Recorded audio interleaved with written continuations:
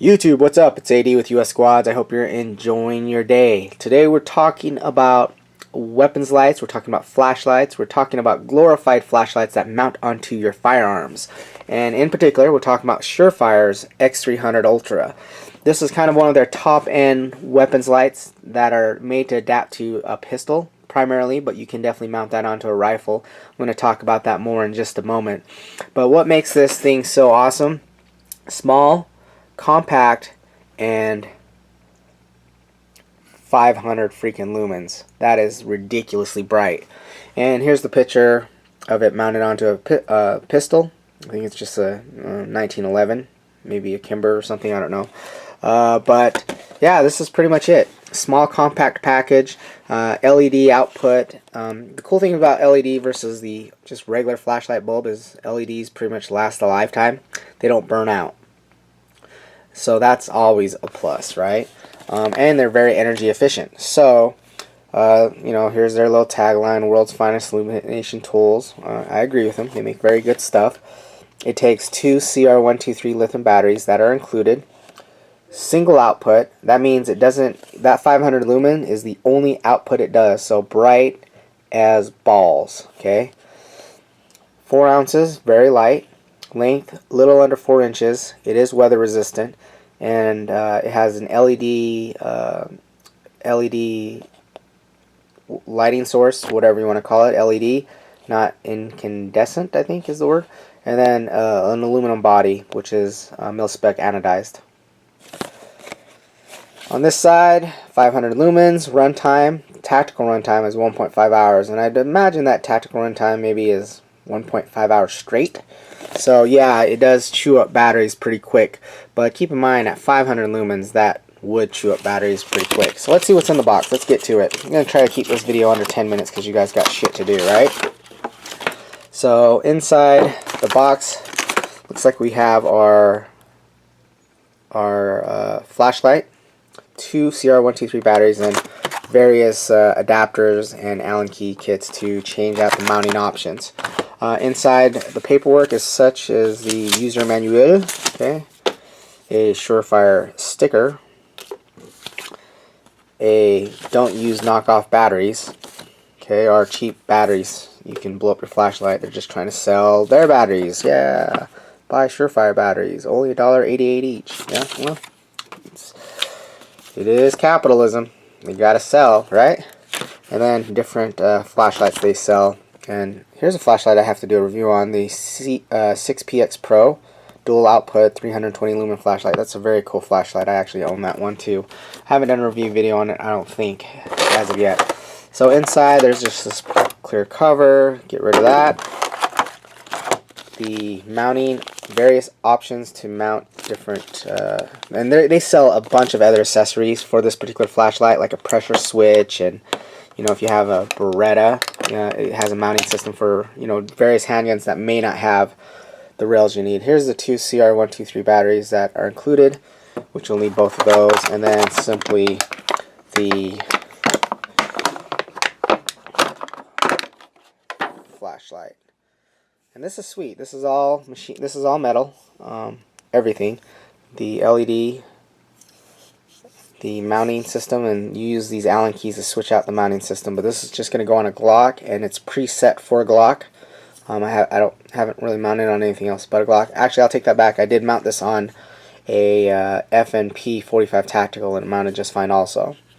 So a little 360-degree Tor. This faces the end of the muzzle. Here's your toggle switch, which I actually have an issue with this toggle switch, and I'll go over that in a second. Here's the release, the 2 releases for to release it from the rail, and I'll show you how that works in just a second. And then simply on the very bottom, there's a diagram that says caution hot surfaces. Yeah, and this gets really hot after a bit of use. And then it gives you the orientation of how the battery should sit. And here's the release for the tail cap to insert the batteries. And again, positive, negative, just to show you how this sit so you don't mess it up. I guess they really want to make sure. Okay, so I've put the batteries in the correct orientation. I'm going to snap the cap on. There is an O-ring here, so this is weather resistant. Snaps on, and that's it. Now toggle. And this is what I hate about that. See that toggle? Okay, it releases there, but if I go too high, it doesn't release. I have to, you know what I mean? See how I barely press that? That should release and go back to off. When I click it up, it should lock, which it does. Up or down, depending if I'm a lefty or righty, right? But see how it doesn't release? It's just not. That's an issue, and I'll tell you why that's an issue, and I'll show you why that's an issue in a second. But that's pretty much it. Not much to the flashlight other than that. There's no single output, so that's that. Now let me give you here's the old school version. This is like a 10-year-old version. Not even close as bright. Regular light, old school light bulb, not an LED. Much bigger. This is the M3 Tactical Innovations M3 model. See how much thicker this is? This is longer but a slimmer profile, which I would prefer. This also carries the CR123 lithium batteries, like so. And but let me show you this toggle. Okay, this is the old school toggle. Toggle, release. Toggle, click. But until I click it, it shuts off. So let me put it on a weapons light so I can give it better. See, toggle, release, toggle, release. See, I can manipulate that toggle, and then if I want it on, I just click it on, or not. Oh, sorry. Click it on, it's on. Toggle, release. That is important, and because that's the way it's supposed to be. So now, let me put on the SureFire, and it does look pretty freaking sexy on this pistol. Okay. Looks great. Toggle, stick. That sucks. Stick. I don't want it to lock. I just want it to toggle. See how I just barely press that? Toggle.